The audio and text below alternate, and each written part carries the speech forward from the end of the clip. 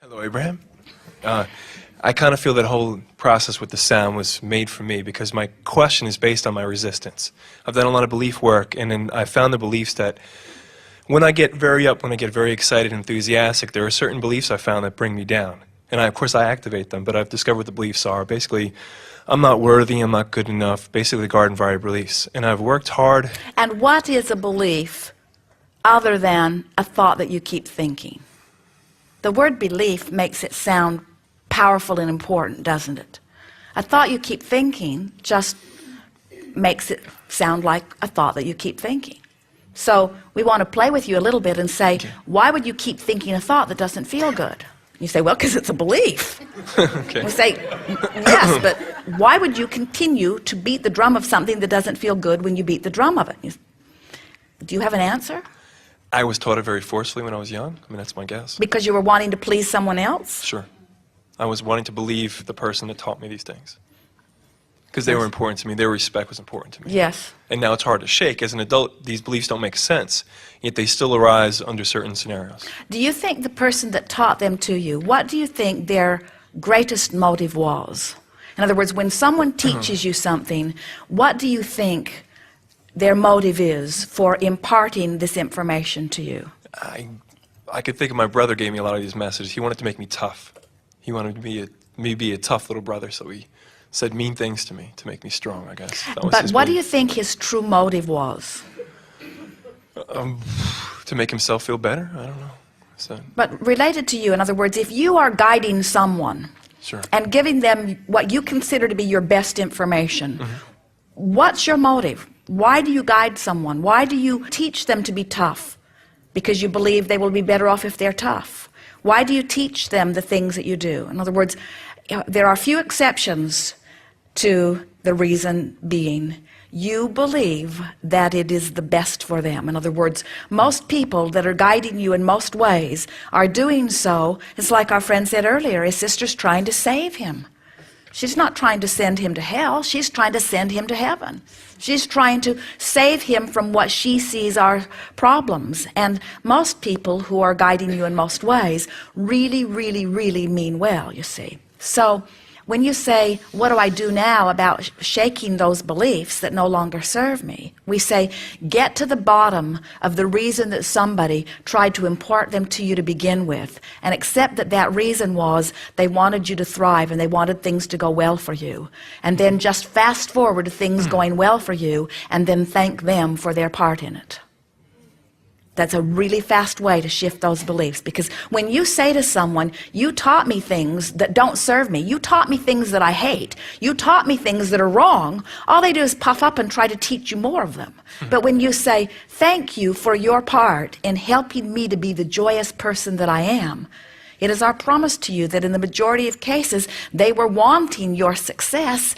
And when you emanate your thriving, many of them are soothed, and then they press less hard about the details that they're trying to teach you. And that's what's happening now. Yes. In my relationship with my brother. Yes. But those beliefs still arise. You see what happens? When you're little, or when you're not little, but when you're feeling insecure, and you express your insecurity to someone else, they want to help you. They want to teach you something. And so what happens to a lot of you is you felt insecure, you ask others to help you feel more secure, and then they started giving you their opinion, which now you resent. And we say, in the majority of cases, they wouldn't have been trying to help you if you weren't feeling vulnerable and asking for something from them, you see. And so now what's happening, and we can hear this, you know this, but what happens is, so you were insecure, and so from your insecure place, you attracted somebody who tried to tell you what to do. And now you're not insecure anymore, you want them to go away. And we want to say to you, they wouldn't even be there if there wasn't still some of that vibration of insecurity within you, you see. And that's why your question was worded so perfectly when you say, I guess I've got these beliefs. And that's why we said, and what's a belief? It's a thought that you keep thinking. So are you feeling how full circle we've come? You don't have to go back and unlearn those things. You don't have to go back and stop believing those things. You just have to believe so clearly, which means practice so clearly the thoughts that feel good to you when you practice them now, and only things that match what you're offering now vibrationally can come to you, you see. You can attract the best of your now brother to you now. But you got to stop beating the drum of who he was or who you were, or how what he said affected you then, or how what he said affects you now. Yes? So in the moment where, here's an ultimate example of it. I've become very good at being positive and forming positive relationships because I want to avoid the pain of these negative beliefs. So, but yet when I see someone that I love and care about and I say hello to them, for example, and they don't say hello back because for whatever reason, the belief of there must be something wrong with me. Why wouldn't that person say hi to me? It's not a logical belief, yet it still comes up very forcefully. So what do I do in that moment to counteract that? We love the words that you used just now, to stop the pain of my, what kind of belief did you call it? To stop the pain of my negative belief. And we just want to stay there for a minute because you're giving us such wonderful words and you're speaking so much for so many. You don't change your beliefs all at once. You bridge your beliefs by shoring them up with good feeling things that you also believe. So if you feel insecure because someone isn't saying hello to you, in the moment that that happens and it hits you and you think, I must have done something wrong, because it activates all those memories from that time when you really cared and when they were really not paying attention to you when you really wanted them to. So all that's really alive in you. Now in this moment, you want to soothe your way out of it. You don't want to walk out into another room where the resistance is gone. You don't want to change the subject and leave it on that subject right where it is. You want to deal with it right now while it's alive, while you can feel what you're doing with it. You get a sense of what we're talking about? In other words, you could have plugged your ears while the resistance was here, but you wouldn't have been one who helped us figure out when the resistance was gone. You have to be aware and willing to reach for something that feels better, increasingly reach for something that feels better. Could you give me an example? Yes. So you say hello to someone and they don't say hello back, and you get that feeling. And it just comes out of nowhere. It seems like it's coming. There it is. The situation activates that old belief within you, and that old belief does not jive with what you now want, and you've got discord and you've got it now. So now you start soothing yourself, and you say to yourself as best you can, you just feel around until it feels better. So you might say a bunch of things that don't work until you stumble on one that does, but you keep going until you find it. So you say, that person's response to me had far less to do with me than it did with them. Okay. Somebody who doesn't feel good in the moment can't respond nicely to me no matter how wonderful I am. Law of attraction lined us up to get what we got from each other, so there must be something in my vibration that evoked that, something that I'm going to gradually change, but I'm sure that this isn't such a personal thing. This person is probably behaving that way to a lot of people. It isn't about me. Everybody doesn't treat me that way. I have different relationships with different people, and so it can't be that I'm always the unloved or unwanted one, because lots of times I have wonderful relationships with people. So this has to be something that we've cooked up together here. It has something to do with the combination of what we're doing. Actually, I get along with people really well, and this is sort of an isolated incident. This isn't the majority of what happens to me. This is an anomaly of what happens to me. When something happens like this to me that gets me thinking, it's actually to my advantage. And whenever I know what I don't want, I always know more clearly what I do want. So what's this making me know that I want more clearly? Well, I want to get along with people, and I don't want to care too much what anybody else is thinking about me, because what they're thinking about me has far less to do with me than what I'm thinking about me, or what I'm thinking about them thinking about me. I want to get to the place where I don't care so much about what they're thinking about me. I just want to care about what I'm thinking about them or what I'm thinking about me, and I've got control of that.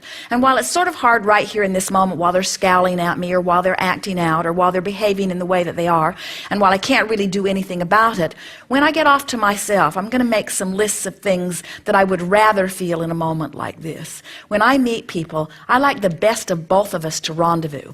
I like to bring uplifting things from them. I like them to feel glad that they saw me. I want them to greet me in a way that lets me know that they're glad to see me. But I realize when they do that, it's more about who they are than about who I am. I don't have control of the way people greet me, because I don't have control of how they feel before I get there. And I'm going to stop taking credit for how they feel when I get there, because they already felt that way before I got there. But I'm going to start asking myself, how'd I get here? What is it in my vibration that made me rendezvous with them in their ornery moment? That's the question that I want to ask. And I think it's that I keep noticing that I don't like it when I'm there. So I keep that part active rather than remembering what I do like. So I think that I'll write in my book what I liked about this meeting, what I liked about this meeting, what was good about this, what was good about this, and I'll get all this good stuff so active in my vibration, and in activating the stuff that feels good, the stuff that doesn't feel good will be deactivated. Although you can't deactivate something, you have to activate something else. Because when you try to deactivate it, you activate it. So you have to activate something else in order to deactivate it, but there's no such thing as deactivation. But there is such thing as activating something else. So I'm just going to activate what feels good so much that now everyone in the world will be a reflection to me of what I've rendezvoused with, not of my worthiness state. In other words, I can be ornery, I can be happy, I can be appreciative, I can be blameful, I can be anything, I can be all of those things, and none of them have anything to do with my worthiness. They're just about my current vibrational state of being, but these blessed others who rendezvous with me are such a reflection of where I am. Such a reflection of where I am. And since I'm trying to figure out where I am because I'm trying to bridge my beliefs, isn't it beneficial to have all of these people reflecting back to me where I am? So when somebody says to you, I don't like you, they say it with words or with body language or with some sort of behavior, you want to stop and say to them, you have done such a service to me because you've made me realize that you don't like me, which means I must be offering a vibration that's unlikable, but I'm not changing it because I want you to like me. I'm changing it because I don't want to rendezvous with you anymore. I'm not changing my behavior so that you'll feel better. I'm changing my behavior so I don't keep rendezvousing with the likes of you. I'm pure positive energy. I'm appreciation. I'm love. I'm upliftment. I'm a teacher of well-being. I'm running around wanting to spread light in the world. And when I rendezvous with you, I can tell I'm not doing that in this moment. Thank you. There.